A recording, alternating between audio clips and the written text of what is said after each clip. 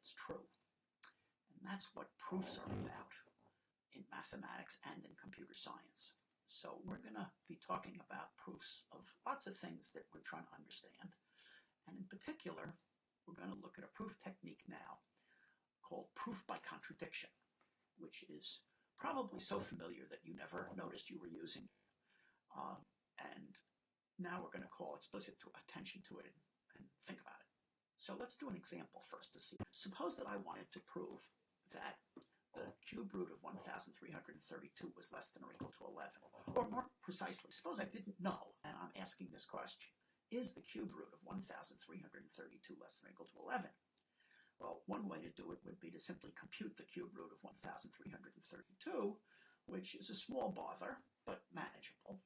But there's a simpler way than figuring out how to compute a square root of a cube root of a 4-digit number. Let's just suppose that this inequality was true. That is, that the cube root of 1,332 was less than or equal to 11. Well, if that was true, then what I could do is cube both sides. And I'll conclude that 1,332 is less than or equal to 11 cubed. Now, 11 cubed is a lot easier to compute than the cube root of 1,332. As a matter of fact, 11 cubed is 1,331. Wait a minute. I've just concluded that 1,332 is less than 1,331. That's obviously not true, which means that my assumption that this inequality held doesn't make sense. It leads to this immediate contradiction, which means that, in fact, the inequality doesn't hold, and I have now precisely and unambiguously, and I hope clearly proved, that the cube root of 1,332 is greater than 11, even though we never actually computed the cube root of 1,332. Oh, this is kind of a toy and simple-minded example to illustrate proof by contradiction. So let's step back and explain and say what it is in general. If an assertion implies something false, then the assertion itself must be false. That's what's going on here. If you're reasoning step by step, and at every step your reasoning is good, which means that if you had something true and then you reached a conclusion from it in one step, the conclusion that you reached was also true, then if you start off with some assumption and you keep proving things step by step in a way that preserves truth, and you arrive at something false, it's inevitable that what you started with must have been false, or else the thing you finished with would have been true. Okay. Let's look at a real example of this, an amazing fact that was known thousands of years ago to the ancient Greeks, which is that the square root of 2 is irrational.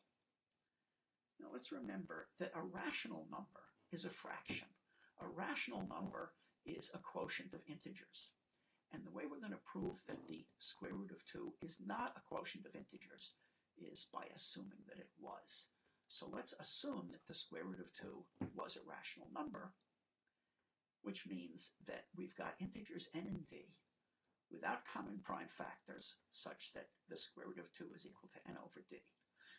What I'm doing here is I'm saying the square root of 2 is a fraction, n over d, and we know that you can always reduce a fraction to lowest terms, which means there are no common factors. So let's get that done. We have the square root of 2 is equal to n over d with no prime that divides both n and d. From this assumption, I'm going to prove to you that both n and d are even. And that, of course, is an immediate contradiction, because then both n and d have a common factor 2. So all I got to do in order to conclude that the square root of 2 is an irrational number, it's not a fraction, is prove to you that n and d are both even if the square root of 2 is equal to n over d. Well, let's do that. We'll start off with what I'm assuming. Square root of 2 is n over d, and let's get rid of the denominator. So let's multiply through both sides by d and get that the square root of 2 times d is equal to n. Let's get rid of the square root of 2 now by squaring both sides, and I get 2d squared is n squared. Well, that's great, because look, the left-hand side is divisible by 2, there it is, which means that n squared is divisible by 2, the right-hand side is even. But if n squared is even, then n is even, and I'm halfway there. I've shown that the numerator is even. Okay, let's keep going. Now, since n is even, it's equal to twice something. So n is 2k for some number k. I don't care what k is. Let's square both sides of that and conclude that n squared is equal to 4k squared. Why did I square it? So that I could connect up here with the other equation that I had about n squared, that n squared was 2d squared. So combining these two, what I get is that 2d squared is equal to 4k squared.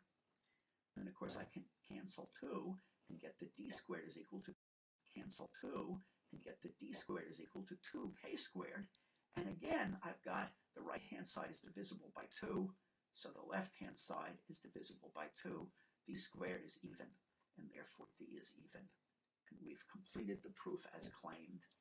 N and d both have 2 as a common factor, contradicting the fact that they're in lowest terms. Now, I did assume something that is kind of obvious, namely that if n squared is even, then n is even. Why is this true? Well, you might think about it for a moment. There's a simple way to see it, and it's a proof by contradiction. We're going to use a fact that you can verify easily enough by doing a little arithmetic, namely the product of 2 odd numbers is odd. Let's assume that. So if the product of 2 odd numbers is odd, if I tell you that n squared is even, and suppose that n was not even, well, that means it's odd. But that would mean that n squared was odd, contradicting the fact that n is even. Therefore, it's a contradiction to assume that n is odd. It must be even. That's an ad hoc proof that has to do with evenness and oddness. There's a more general way to understand this that actually will come in handy, namely that what I know is that numbers factor into primes in a unique way. So if I tell you that n squared is even, what I know about n squared is that all the primes that divide n squared come from n. So if there's a 2 among the primes that divide n squared, it has to be a 2 that is one of the prime divisors of n. And that would work even if I told you that n squared was divisible by 3, it would follow by that reasoning that n is divisible by 3. Now that's a powerful fact. I'm assuming the prime factorization of integers, and it's not obvious at all that that's true, although it's very familiar. It's okay to assume. In a few weeks, we'll actually look back at how to carefully prove that.